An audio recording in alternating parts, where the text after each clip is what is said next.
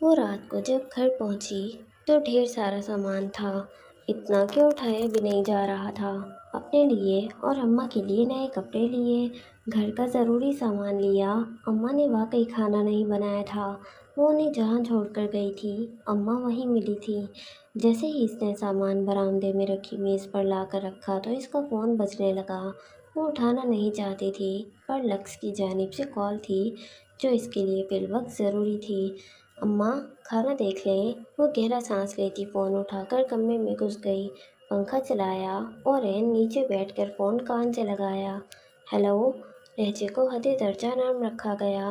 مس فجر معراج، میڈم سونیا آپ سے بات کرنا چاہتی ہیں۔ ایک نسوانی شائستہ سی آواز ابھری تو فجر نے بس اوکے ہی کہا۔ کال ٹرانسفر کر دی گئی اور پھر کچھ دیر بعد سونیا سلطان کی آواز ابھری۔ ابتدائی علیحسلام کے بعد وہ فوراً مدعے پر آئیں۔ تمہاری ڈیمانڈز کچھ زیادہ بڑی نہیں ہیں؟ لہجے میں طنز کیا مزاج تھی۔ فجر سیدھی ہو بیٹھی، گرمی جائے پھاڑ میں۔ اس نے گردن اکڑائی، یوں جیسے سونیا سلطان اسے دیکھ ہی رہی ہو۔ پہلی بات تو یہ کہ میں نے کوئی ڈیمانڈز نہیں رکھی، ناجائز شک ختم کروائی ہیں، اور دوسری بات یہ ہے کہ آپ مجھے مت دیکھیں، آپ اپنی کمپنی کو دیکھیں، آپ دیکھیں کہ لکس کے معیار کیا ہیں۔ اس نے ساری بات الٹی سونیا سلطان پر ڈال دی۔ پھر پل بھر کے لیے تو سونیا سلطان لاجواب ہو گئی۔ لکس امپلائیز کو ان کی مرضی کی نوکری نہیں دیتا، جس کا جو معیار ہے اسے وہی ملتا ہے۔ انہوں نے بھی اپنا بھرم قائم رکھا۔ فجر کی تکان زدہ مسکراہٹ ابھری، آنکھوں سے تکن واضح تھی، یوں جیسے صدیوں کی مسافت ہو جو ختم ہونے کا نام ہی نہیں لے رہی۔ پھر میری طرف سے معذرت قبول کر لیں، کیونکہ آپ کا معیار مجھے اپنا معیار نہیں لگا۔ بہت بہت شکریہ۔ اگلے ہی پل اس نے فون کاٹ دیا۔ سینے کے مقام پر جلن کا احساس ہوا تھا۔ وہ ٹوٹ سکتی تھی پر عزت نفس پر جھک نہیں سکتی تھی۔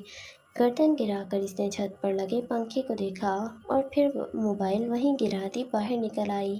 دماغ میں کھلبلی سی مچ گئی تھی۔ اس نے تو اپارٹمنٹ بھی لے لیا تھا، پیسے بھی لگا دیے تھے اور مزید لگا رہی تھی۔ رئیس گروپ کو اس نے خود ٹھکرا دیا تھا اور سونیا سلطان اسے ہلکے میں لے رہی تھی۔ خیر کوئی نہیں، باہر رکھے میز پر پڑا سامان اٹھاتے اس نے سر جھٹکا۔ میں فجر معراج ہوں، میں سروائیو کر لوں گی، میں راستہ نکال لوں گی۔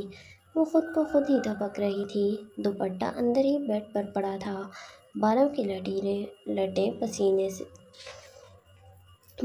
لٹیں پسینے کے باعث گردن سے چپکی ہوئی تھیں۔ بلب کی زرد روشنی میں اس کی زرد رنگت چمک رہی تھی۔ اماں اٹھ کر بیٹھ گئیں۔ وہ اسے دیکھ رہی تھیں۔ یہ کھانے کا سامان ہے اور یہ آپ کے لیے ہے۔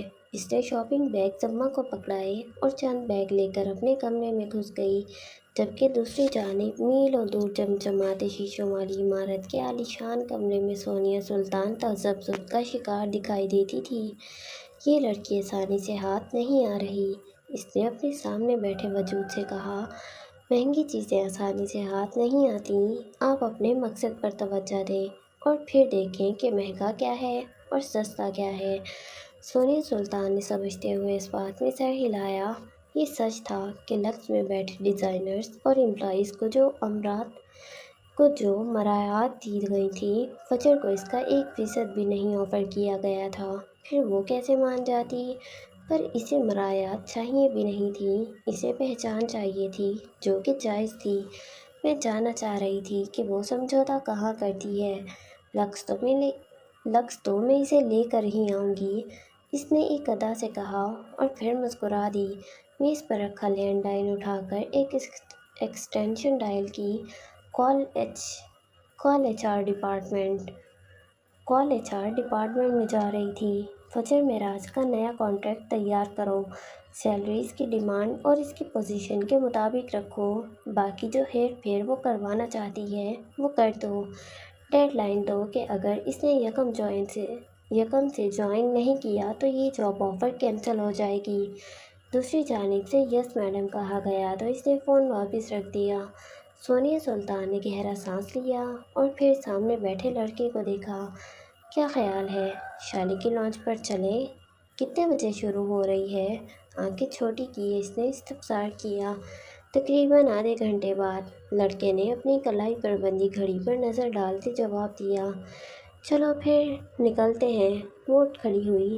اتنا وقت تو اسے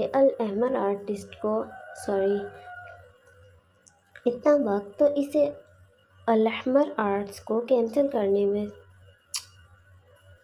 پتہ نہیں یار یہ کیا لکھا ہوا ہوتا ہے، توڑ پھوڑ کے سمجھ ہی نہیں آتی۔ اتنا وقت تو اسے الاحمر آرٹس کونسل میں پہنچنے میں ہی لگ جاتا۔ یکی بات دیکھ رہے وہ دونوں کمرے سے نکل گئے۔ اب مجھے نہیں پتا میں نے یہ لفظ صحیح پڑھا ہے یا نہیں پڑھا، لیکن یہاں پہ توڑ توڑ کے لکھا ہوا ہے، تو مجھے نہیں پتا اس کی پراپر پرونانسیشن کیا ہوگی۔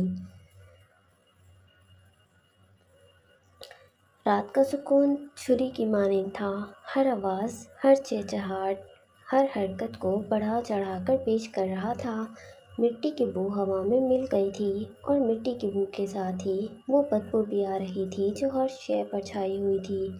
وہ بدبو جو ایک عنکبوت کے جالے کی طرح اس علاقے کو اپنے گھیرے میں لے چکی تھی۔ جالے کے تاروں کی طرح بدبو کی لکیریں بھی ہر طرف پھیلی ہوئی تھیں، ہر شے کو چھونے والی، ہر شے کو اپنی گرفت میں لے لینے والی۔ چاند کی روشنی دار عنکبوت جیسے محل پر پڑ رہی تھی۔ محل کے بدبودار رازوں کو چاندی کی چمک سے چھپانے کی کوشش کر رہی تھی، لیکن چاند کی چمک بھی بدبو کی ان لکیروں کو چھپانے میں ناکام تھی جو گہرے رازوں کو دفن کرنے کی کوشش کر رہی تھی۔ وہ بدبو جس نے سب کو اپنے زیر اثر لے لیا تھا، جس نے ہر چیز کو اپنے اندر جذب کر لیا تھا، اور وہ بدبو جو اس رات کے سکوت میں ہر شے کے لیے ایک خوفناک پیشن گوئی تھی۔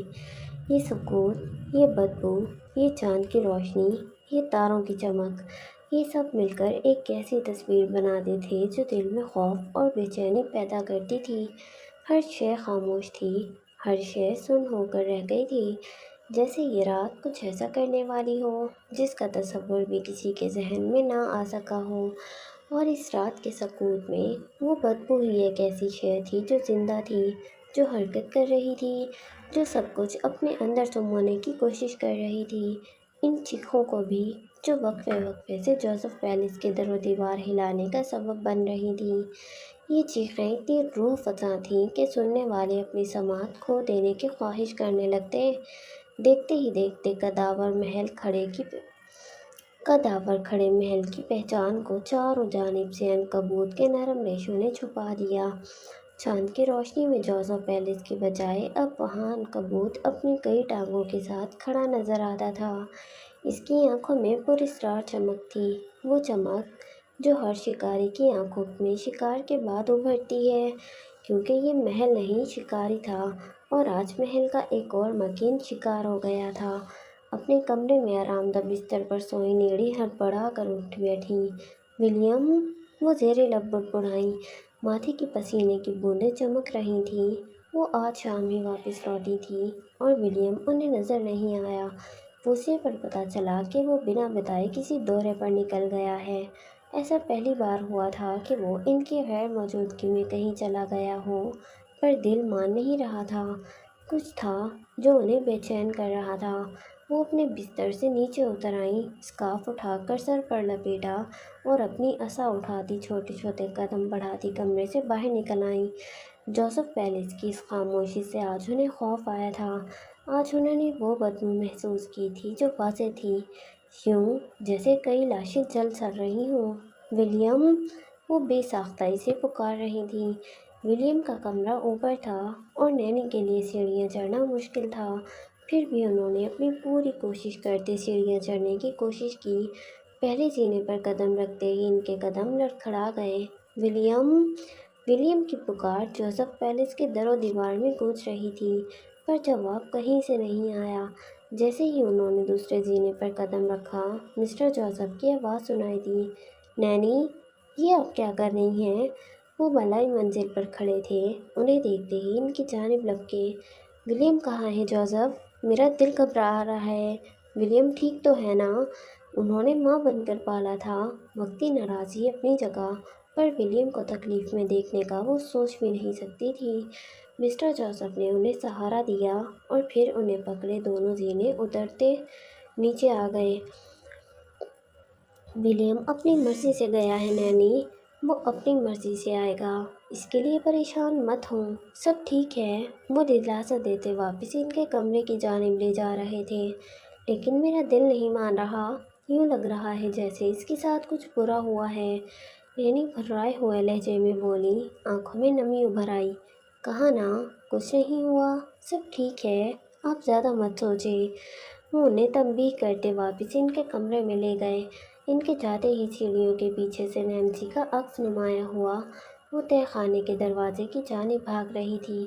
وہ دروازہ کھولنا چاہتی تھی پر نہیں کھول پائی کیونکہ وہ بند تھا۔ تہہ خانے میں نیچے آئیں تو ولیم کا وجود زنجیروں سے بندھا ہوا زمین پر پڑا تھا، اس کے جسم پر برائے نام کپڑے تھے، اس کے منہ میں کپڑا ٹھونسا گیا تھا۔ جارج ہاتھ میں چمڑے کا چابک لیے اس کے سر پر کھڑا تھا۔ ولیم کے جسم پر نشان ہی نشان تھے، کہیں زخموں سے خون رس رہا تھا، کندھے والا زخم تازہ تھا، البتہ زہر ختم ہو چکا تھا کیونکہ جارج نے اسے زہریلے تیل کا اثر کم کرنے کے لیے انجیکشن لگایا تھا۔ بولو ولیم کہ تم یسوع مسیح کے پیروکار ہو، بولو۔ اسے پوری قوت سے چابک ولیم کی کمر پر دے مارا۔ ولیم نے بلبلا کر کروٹ لی، اس کے چہرے تک پر زخم تھے، ہونٹ سے خون رس رہا تھا، آنکھیں دہشت اور تکلیف سے ابلنے کو تیار تھیں۔ جانے اسے کب تک اور کتنے چابک پڑے تھے یہ یاد بھی نہیں تھا، پر مجال ہے جو اس نے ایک بار بھی جارج کے الفاظ دہرائے ہوں۔ جارج کا پورا جسم پسینے سے بھیگ گیا، وہ ہانپتا ہوا ہٹ گیا۔ نیچے جھک کر اس نے ولیم کے منہ سے کپڑا نکالا، آنکھوں سے آنسوؤں کے ساتھ ساتھ ہونٹوں سے خون بھی رستا چلا گیا۔ وہ اس کے قریب ہی بیٹھ گیا۔ اقرار کر لو ولیم، مان لو، بھول جاؤ خدا کو، اپنے باپ دادا کے دین پر قائم رہو۔ وہ خود پر قابو پاتے کہہ رہا تھا۔ ولیم نے ایک نظر اسے دیکھا، اپنی سوجی ہوئی آنکھ سے۔ وہ اونڈے منہ پڑا تھا، پچھلے کئی دنوں سے وہ جارج کے ٹارچر کا شکار تھا۔ اس نے ہانپتے ہوئے جارج کو دیکھا، پھر تمسخرانہ ہنس دیا۔ تم میرے جسم سے چاہے کھال ادھیڑ دو، خون کا قطرہ قطرہ نکال دو، چاہے میری زبان کاٹ دو، پر میں پھر بھی یہی کہوں گا کہ خدا ایک ہے، خدا ایک ہے۔ اس کی آنکھوں سے آنسو پھسلتے ہوئے نیچے زمین میں جذب ہو گئے۔ اس کی آواز جارج تک بمشکل ہی پہنچ پا رہی تھی۔ جارج نے ایک نظر اسے دیکھا اور پھر اس کے لہولہان وجود کو۔ وہ ولیم کو جانتا تھا، وہ فیصلہ کر کے پیچھے ہٹنے والوں میں سے نہیں تھا، پھر کیسے وہ ایک خدا کا انکار کر کے مکر سکتا تھا؟ تکلیف کی شدت سے ولیم کی آنکھیں خود بخود بند ہونے لگیں، وہ ہوش کھو رہا تھا۔ جارج نے اٹھ کر اسے کھینچ کر سیدھا کیا، اس کے منہ پر موٹی ٹیپ لگائی اور اسے یوں ہی چھوڑ کر وہاں سے پلٹ گیا۔ پیچھے ولیم کا ذہن اندھیروں میں ڈوبتا گیا، پر اچانک ایک تیز روشنی نے سارے اندھیرے کو کاٹ دیا۔ ولی بیٹا، اسے افق نظر آئی، اپنی ماں نظر آئی، وہ اس کے گال کو چھو رہی تھی، وہ روتے ہوئے بھی مسکرا رہی تھی۔ میں جانتی تھی تم اپنے پروردگار کو یاد رکھو گے۔ وہ نم آنکھوں سے اسے مسکراتے ہوئے تک رہی تھی، وہ اس کے چہرے کو چوم رہی تھی۔ میں ہمیشہ تمہارے ساتھ ہوں۔ ملگجا سا اندھیرا چھانے لگا، پھر اسے فجر نظر آئی، سفید کپڑے پہنے وہ گھٹنوں میں سر دیے رو رہی تھی۔ میرا کوئی ولی نہیں ہے، میں اکیلی ہوں۔ اس کا شعور لاشعور اسے زندہ رکھنے کی پوری کوشش کر رہا تھا۔ تہہ خانے میں جلتی ہوئی روشنی بجھ گئی اور گہری خاموشی کے ساتھ خوفناک اندھیرا چھا گیا۔ ولیم کا بے جان وجود یوں ہی پڑا رہا، اس میں کوئی حرکت نہ ہوئی۔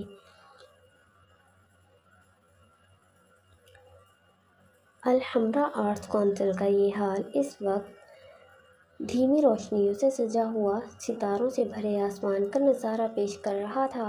مراد عالم مائک تھامے اسٹیج پر کھڑا نظر آتا تھا۔ فیشن اور شوبز انڈسٹری سے جڑے جانے مانے لوگ وہاں موجود تھے، سبھی اونچائی کے رخ میں لگی رسیوں پر براجمان تھے۔ کرسیاں نہیں ہوگا یہاں پہ۔ سب سے پہلے لائن میں رئیس بیٹھا تھا، ساتھ کچھ مہمان خصوصی تھے۔ روزہ ہمیشہ سیکورٹی پر نظر رکھے ہوئے تھی، ابھی لانچ شروع نہیں ہوئی تھی۔ रईस की नज़र दाईं जानी पड़ी तो चंद कुर्सियां छोड़कर इसे सोनिया सुल्तान बैठी नजर आई। रईस को देखते ही इसने हाथ हिलाया। वो बस इस बात में सर हिलाकर रह गया। सोनिया जैसी औरत पर भरोसा नहीं किया जा सकता। वो शाली के लॉन्च पर आ गई थी। ये काफ़ी हैरानकुन था। इसे ताज्जुब हुआ चल क्या रहा था इस नागिन के जहन में। वो बाकी मेहमानों से भी मिल चुका था और काफ़ी संजीदा दिखाई देता था। स्याह ड्रेस शर्ट के कप फोल्ड थे, जबकि कोट कुर्सी पर लटक रहा था। शर्ट के ऊपरी 2 बटन खुले हुए थे। बिल्किस बेगम के जाने के बाद इसकी शख्सियत में काफ़ी बदलाव आया था। या शायद इसे अब ढोंग की ज़रूरत नहीं रही थी। इसने काफ़ी वक्त से किसी ब्रांड के लिए कोई शूट नहीं किया था। अपना ब्रॉडकास्ट चैनल बंद करवा दिया था। इसका ऑफिशियल अकाउंट अब इसकी मीटिंग और कॉन्फ्रेंस के हवाले से पहचाना जाने लगा। जो लड़कियां और औरतें पहले नहीं जानती थीं कि वो बिजनेसमैन होने के साथ साथ एक आर्टिस्ट भी था, वो अब इसकी असल पहचान से वाकिफ़ हो चुकी थी। वो अब बिला वजह नहीं हंसता था और ना ही उरूज़ा को बिला वजह तंग करता था। इस तब्दीली की एक बड़ी वजह फजर महराज का इसकी ज़िंदगी में यूं अचानक आना था। खेल शुरू हो चुका था, पर खेल काफ़ी संजीदा और पेचीदा था। वो अब कभी कभी ही हंसता दिखाई देता था। कोई चीज़ थी जो इसे खटक रही थी, जो नज़रों के सामने होकर भी ओझल थी। फजर महराज अगर मनार महराज की हम शक्ल न होती तो शायद ये खेल ज़्यादा मुश्किल न होता, पर अब तो जैसे खेल उलट गया था। यूँ लग रहा था जैसे माजी एक बार फिर से दोहराया जाने लगा हो। आज की शाम हमेशा की तरह रईस ज्वेलर्स के नाम। स्टेज पर एक जानिब खड़े होते माइक थामे मुराद आलम ने सबकी तवज्जो अपनी जानिब मरकूज़ की। मैं कुछ नहीं बोलूँगा क्योंकि मैं शाले के बारे में कुछ बोल ही नहीं सकता। मैं बराह रास्त इस सल्तनत के मालिक मिस्टर रईस औरंगज़ेब को दावत देता हूँ कि वो आकर शाले का तारुफ करवाएं। तालियों की आवाज़ गूंज गई। एक स्पॉटलाइट मुराद आलम पर थी तो दूसरी रईस के ऐन ऊपर आई। वो रोशनियों में नहा गया। वो पेशा वराना अंदाज में मुस्कुराता हुआ उठ खड़ा हुआ। वो अब सीढ़ियाँ चढ़ रहा था और फिर स्टेज पर पहुंचकर इसने हमेशा की तरह अपना दायां हाथ सीने पर रखा, सर को ज़रा सा खम दिया, फिर वो पूरे दिल से मुस्कुरा दिया। हॉल में बैठी कई ख़वातीन के साथ साथ कई मर्द हज़रात भी हमेशा की तरह इसकी इस अदा पर अश अश कर उठे। ये रईस का स्टाइल था और इससे बेहतर आज तक जैसे कोई कर ही नहीं पाया था। इसके साथ इसके बोलने का हुनर था। वो जब बोलता था तो लोग सुनते थे। वो जब अपने दिल पर हाथ रखता था तो सामने वालों का दिल निकाल लेता था। अस्सलामुअलैकुम। इसकी भारी आवाज़ हॉल में गूंज गई। सरगोशियाँ दम तोड़ गईं। अब रईस को सुनने का वक्त था। स्याह ड्रेस पैंट और स्याह ड्रेस शर्ट में वो कम कम ही नज़र आता था। हमेशा की तरह नफासत से जमे बाल और चमचमाते जूते लोगों की तवज्जो खींच रहे थे। इसकी हमेशा की तरह खुशबू मशहूर कुन थी। सबसे पहले तो आप सबकी तशरीफ़ आवरी का शुक्रिया। ये एक आर्टिस्ट सबसे पहले तो आप सबकी तशरीफ़ आवरी का शुक्रिया। एक आर्टिस्ट होने के नाते मेरी हमेशा यही कोशिश होती है कि कुछ नया ला सकूं। पहले ही रो में से कुछ जाने पहचाने मुल्की और गैर मुल्की चेहरे नज़र आए। मेरी कोशिश होती है लोगों के ख्वाबों को हकीकत की सूरत में इन तक पहुंचाया जा सके। और शाले भी एक ऐसा ही ख्वाब है जो रईस ग्रुप के एक एक डिज़ाइनर ने मिलकर देखा था। इसके डिज़ाइन से लेकर इसके लॉन्च तक का ये सफ़र जितना मेहनत तलब था उतना ही खूबसूरत भी रहा। मुझे उम्मीद है आप लोग रईस ज्वेलर्स के इन डिज़ाइन से मायूस नहीं होंगे। हमारे 5 आर्टिकल हैं जो एक एक करके आपके सामने आएंगे, आपको यकीनन हैरत में डाल देंगे। वो सांस लेने को रुका। तो मेरे ख्याल से शुरू करना चाहिए। इसने मुराद आलम की जानिब देखा और फिर इसे माइक वापस पकड़ाकर स्टेज से नीचे उतर आया। बस इतना ही? क्या रईस आज सिर्फ इतना ही बोलेगा?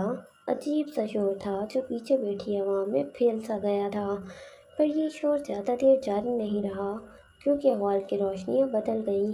बैक स्टेज का मंजर बदल गया और म्यूज़िक शुरू हुआ। पहला आर्टिकल जो चौकर डिज़ाइन था, स्याह और सुनहरे लहंगे के साथ स्मोकी आइस मेकअप से मुज़य्यन चेहरा लिए एक खूबसूरत मॉडल किसी हिरनी की तरह चलती हुई आई। स्टेज काफ़ी लंबी और बड़ी थी। इसे 2 मिनट लग गए पूरी स्टेज पर घूमकर आखिर में जाकर खड़े होने पर। फिर आर्टिकल नंबर 2 और 3 और फिर 4 4 आर्टिकल एक लाइन में खड़े थे। बैक स्टेज का मंजर एक बार फिर से बदल गया। स्क्रीन पर कहकशाएं उभर आईं, म्यूजिक बदल दिया गया और पूरे हॉल की बत्तियां बुझ गई। स्टेज पर 2 स्पॉटलाइट थी और फिर वो सीपी नुमा आर्ट पीस वाला आर्टिकल पहने दो मॉडल्स नमूदार हुईं, एक स्याह फार्म और एक सफ़ेद फार्म। इंतहाई एंजेलिक फेस, बिल्कुल वैसे ही जैसे फजर को चाहिए थे। निहायत पतली और दराज कद मॉडल्स जिनका पूरा जिस्म चेहरा के रेत की मानिंद चमक रहा था। स्याह मॉडल स्याह टुकड़ों तक आता लिबास पहने हुए थी और सफ़ेद फार्म सफ़ेद लिबास पहने हुए थी। इनका मेकअप ऐसा था कि इनकी जिल्द चमक रही थी।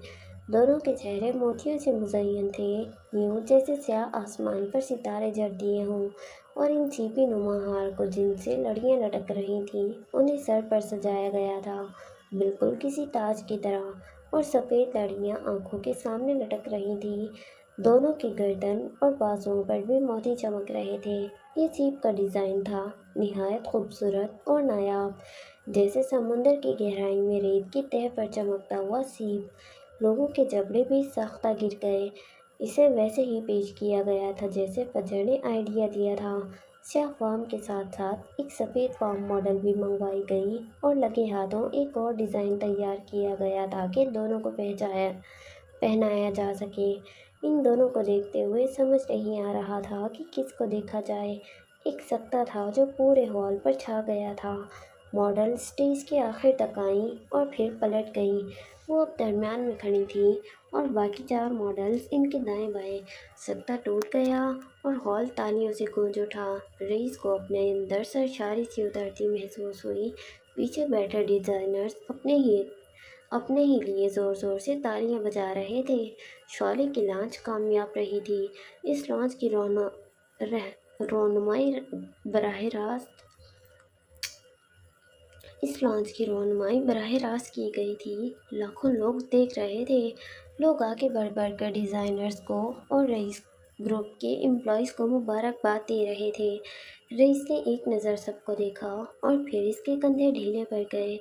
शाले की लॉन्च कामयाब ठहरी थी। फातेह एक बार फिर से फातेह ठहरा था। वो ये सब देखते हुए मुस्कुरा दिया। कुछ देर मज़ीद लोगों से दाद वसूल करता रहा।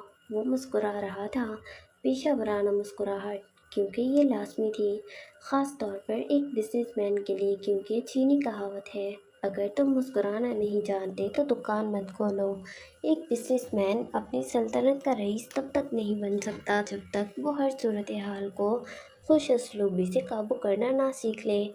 इससे पहले वो आगे पीछे होता सोनिया सुल्तान किसी जिन की तरह इसके सर पर पहुंची। इतने खूबसूरत हीरे कहाँ से ढूंढ लाते हैं? पता नहीं। इसका इशारा जेवरात की तरफ था या हसीन मॉडल्स की तरफ। एक जौहरी हीरा ना ढूंढ पाए तो फिर वो जौहरी कैसा? पैंट की जेबों में हाथ फंसाते इसने गहरा सांस लिया और नज़रें सोनिया के चेहरे पर जमा दी। जांचती हुई निगाहें। वो इसे अंदर तक पढ़ लेना चाहता था, पर सोनिया सुल्तान के चेहरे पर मेकअप की तहों ने रुकावट डाली। बात तो आपकी बिल्कुल ठीक है।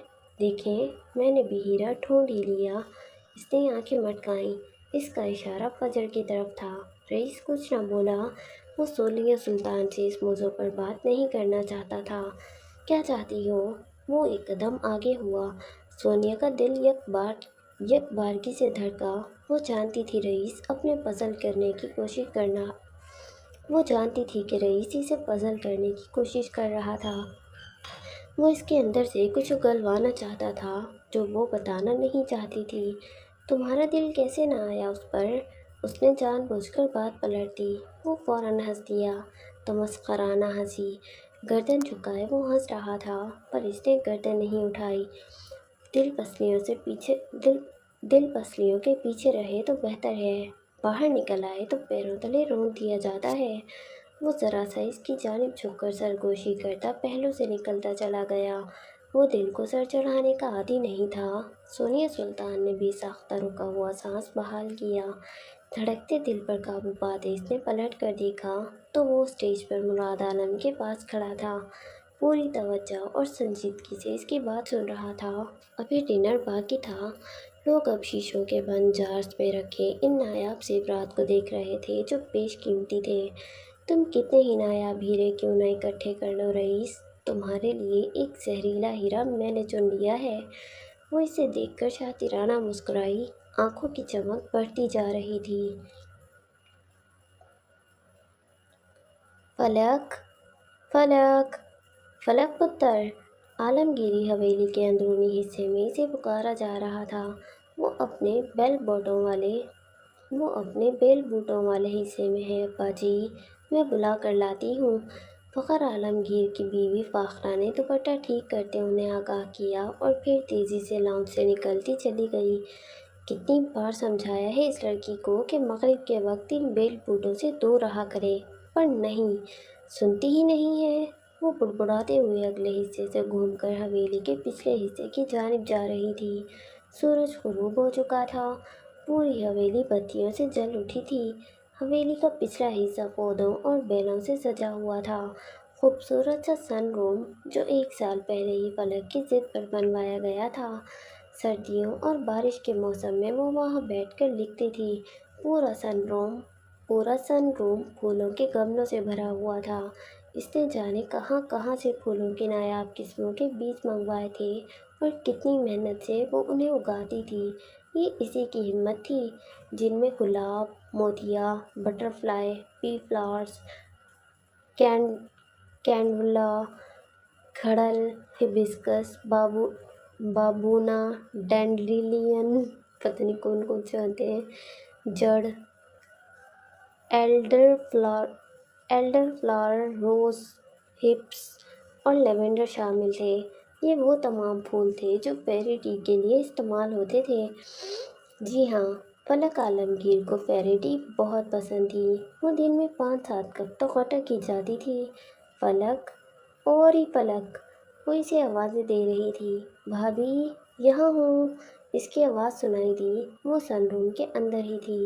فیری ٹی کوئی ایک مخصوص قسم کی چائے نہیں ہے، بلکہ یہ اصطلاح ہے جو مختلف دلکش اور اکثر رنگین چائے کے مرکبات کو بیان کرنے کے لیے استعمال ہوتی ہے۔ بعض اوقات اسے خیالی یا جادوئی موضوعات سے جوڑا جاتا ہے، کیونکہ اکثر فیری ٹیلز میں اس کا ذکر ملتا ہے، لیکن وقت کے ساتھ ساتھ یہ عام انسانوں کی بھی پسندیدہ بنتی جا رہی ہے۔ کیا کر رہی ہو تم یہاں؟ فاخرہ نے اس کے سر پر پہنچتے ہی پوچھا۔ وہ دوپٹہ کرسی پر ڈالے گھنگریالے بالوں کو بمشکل باندھے کافی مصروف دکھائی دیتی تھی۔ شیشے کی دیواروں اور چھت والے سن روم میں چاروں جانب پھول ہی پھول دکھائی دے رہے تھے۔ میری چائے کا سامان ختم ہو گیا تھا، وہی تیار کر رہی ہوں۔ فیری ٹی کے لیے اجزا تیار کرنا کافی مشکل کام ہے۔ یوں تو بنی بنائی مارکیٹ سے بھی مل جاتی ہے، پر فلک اپنے ہاتھوں سے اجزا بنا کر رکھتی تھی۔ گو کہ یہ ایک لمبا چوڑا کام تھا، لیکن اسے پسند تھا۔ پیڑ پودوں اور پھولوں کے درمیان رہنا، کہانیاں بننا اور پھر اپنے من پسند شخص کو سوچنا اسے دنیا میں سب سے زیادہ پسند تھا۔ فاخرہ بھابھی نے بھی اس کی بات سنتے ہی ماتھا پیٹا۔ مغرب گزر چکی ہے اور تم یہاں بیل بوٹوں کے ساتھ کھیل رہی ہو؟ فیری ٹیل چائے بنانے کے لیے پھولوں کو محفوظ کرنے اور خشک کرنے کا طریقہ کافی لمبا ہے۔ یہ ایسے پھول سے بنائی جاتی ہے جو تازہ ہوں اور پوری طرح سے کھلے ہوئے نہ ہوں۔ ایسے پھول جن پر اوس ہو یا جو گیلے ہوں وہ کام نہیں آتے، اسی لیے سن روم پھولوں کو اگانے کا بہترین ذریعہ تھا۔ وہ بڑا سا رنگین برتن لیے اس میں پھول ڈال رہی تھی۔ قمیص کے بازو کوہنیوں تک چڑھا رکھے تھے۔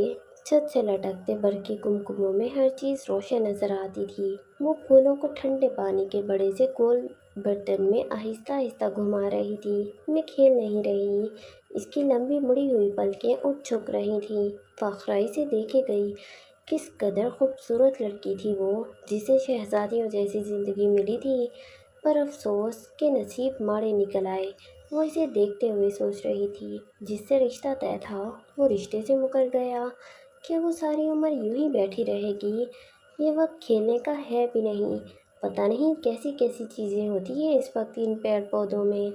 فکر نہ کرو، مجھ پر کسی کا سایہ نہیں ہوگا۔ وہ ان کی بات اچکتی شرارت سے مسکرائی۔ فاخرہ اور وہ دونوں ایک ساتھ اسکول پڑھی تھیں۔ میٹرک کے بعد فاخرہ کو مزید پڑھنے کی اجازت نہیں ملی۔ قبیلے کی لڑکی تھی تو فخر عالمگیر سے اس کی شادی کر دی گئی۔ یوں بھی فاخرہ اسے پسند کرتی تھی اور فلک اسے اپنی بھابھی بنا کر خوش تھی۔ دونوں ہم عمر تھیں تو کافی باتیں ہو جاتی تھیں۔ ہاں، تم پر تو پہلے سے ہی اس شخص کا سایہ ہے، فاخرہ نے تپانے والے انداز میں کہا تو فلک کی مسکراہٹ سمٹی۔ وہ اب برتن سے اضافی پانی نکال رہی تھی۔ اس نے کرسیوں کے درمیان رکھی پلاسٹک کی میز پر سفید کاغذ بچھا رکھے تھے۔ بات تو ٹھیک ہے، ویسے اس کے ہوتے فلک پر کس کا سایہ ہو سکتا ہے؟ وہ ہولے سے بڑبڑاتی اب پھول نکال کر اس میز پر بچھے کاغذوں پر بڑی مہارت سے خشک ہونے کے لیے رکھ رہی تھی۔ مجھے دلی افسوس ہے کہ محبت کی کہانیاں لکھنے والی لڑکی کی اپنی لو سٹوری اتنی جلدی ختم۔ وہ ایک جھٹکے سے پلٹی، لبوں پر انگلی رکھ کر اسے خاموش رہنے کا اندیا ڈال دیا۔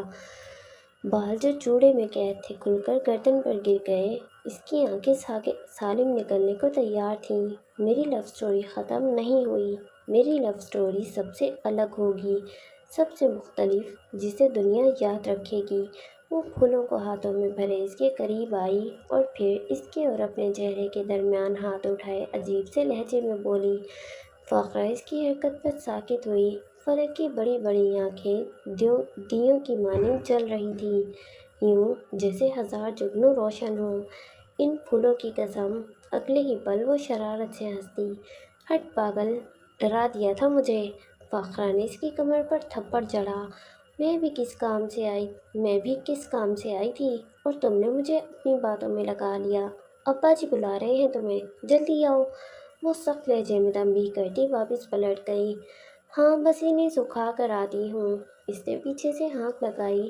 چہرے کی مسکراہٹ اس کے جاتے ہی سمٹ گئی۔ دیوں جیسی روشن آنکھوں میں نمی سی ابھر آئی۔ وکٹم کارڈ مت کھیلو فلک، کیونکہ میں نے پچھلے 23 سالوں سے نہیں کھیلا۔ رئیس کے الفاظ اس کی سماعت سے ٹکرائے۔ لاہور سے واپس آنا بڑا مشکل فیصلہ تھا۔ وہ وہاں رہنا چاہتی تھی، پر اس شخص نے دل ہی ایسا توڑا تھا کہ رہنے کی کوئی وجہ بچی ہی نہیں تھی۔ واپس آنا پڑا۔ اب ایسا لگ رہا تھا جیسے وجود کا ایک حصہ وہیں کہیں رہ گیا تھا۔ اس نے گہرا سانس لیتے بالوں کو دوبارہ باندھا اور پھر دوپٹہ سر پر ڈالتے وہ پلاسٹک کیس میز کو اٹھائے سن روم سے باہر نکل آئی۔ پھولوں کو دھوپ میں نہیں سکھایا جا سکتا تھا، انہیں ٹھنڈی اور تاریک جگہ پر سکھانا تھا، اسی لیے وہ انہیں حویلی کے اندرونی حصے میں لے جا رہی تھی۔ وہ فیری ٹیل کی نرم دل شہزادی تھی۔ کیا وہ ہمیشہ ایسے ہی رہ پائے گی؟ کیا اس کی روشنی کسی کے اندھیروں کو کم کر پائے گی؟ کیا وہ اپنی لو سٹوری خود لکھ پائے گی؟ بہت سارے سوال تھے جن کے جواب آنے والا وقت ہی دے سکتا تھا۔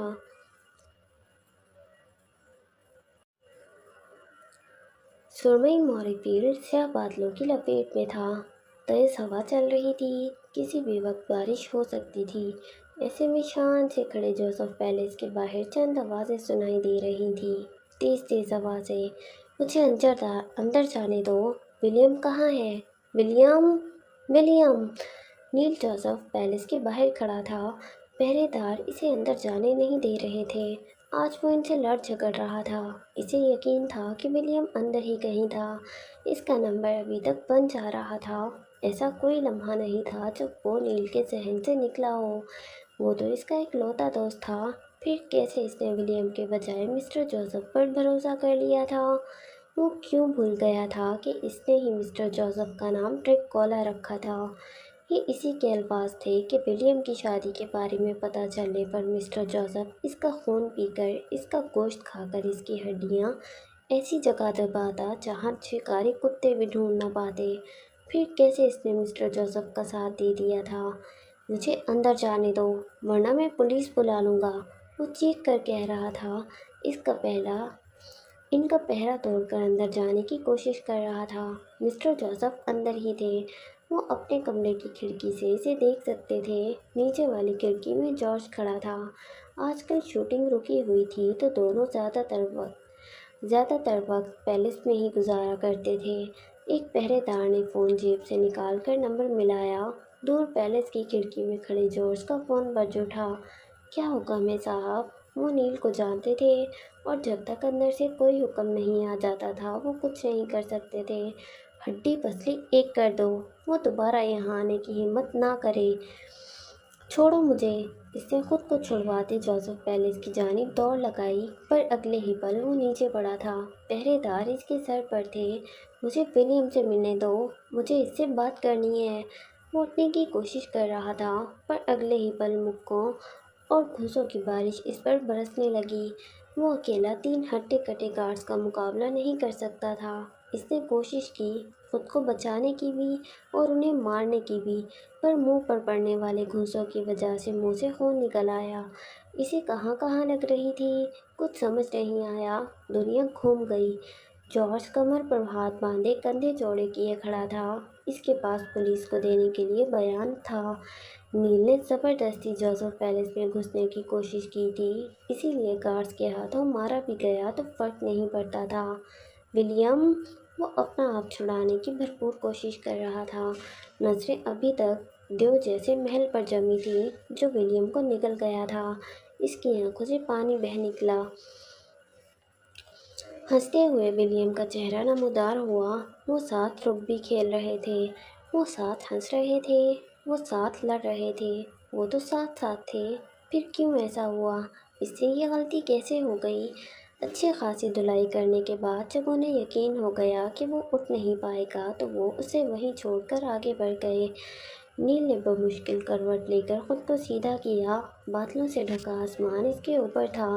وہ چت لیٹا تھا، جسم پھوڑے کی طرح درد کر رہا تھا، پر دل کا درد زیادہ تھا، کیونکہ اس نے دوست کو دھوکہ دیا تھا۔ اس نے پانی سے بھری آنکھیں لیے آسمان کو دیکھا۔ بادل زور سے گرجے اور پھر پانی کی پہلی بوند ٹپ کی آواز کے ساتھ اس کے چہرے پر گری۔ وہ سب سے منہ بھیجے ہوئے تھا۔ I am so sorry William, وہ ہولے سے بڑبڑایا اور پھر اس کی آنکھیں بند ہوتی چلی گئیں۔ اللہ یار، یہ بہت برا ہے۔ اس کا بھائی جو جارج ہے نا، قسم سے یہ اپنے باپ سے بھی 4 ہاتھ آگے کی چیز ہے۔ بہت ہی برا ہے۔ مجھے بالکل بھی امید نہیں تھی جارج سے ایسا کچھ کرنے کی۔ بدتمیز سا۔